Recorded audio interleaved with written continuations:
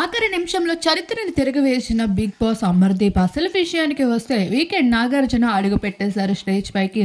ఇది వీకెండ్ కాదు, grand finale, entertainment కి స్పెషల్ అడ్డా.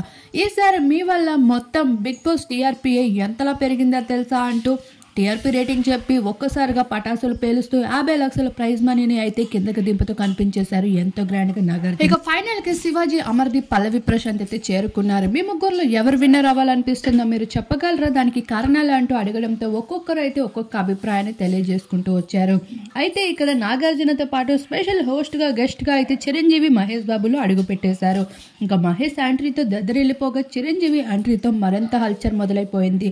ఇలా గ్రాండ్ ఫినాలే అయితే ఎంతో కలర్ఫుల్ గా కనిపించేస్తుంది. దీనిలో ఉల్టా పుల్టా మార్పులు జరుగుతూ ఉన్నాయి. ఇక పల్లవి ప్రశాంత్ తో పాటు సమానంగా అమర్దీప్ అయితే ఈక్వల్ ఓటింగ్స్ తో కొనసాగుతూ ఉండగా ఇప్పుడు అమర్దీప్ విన్నర్ అంటూ పలు వార్తలు లీక్ అవుతూ వచ్చేసాయి.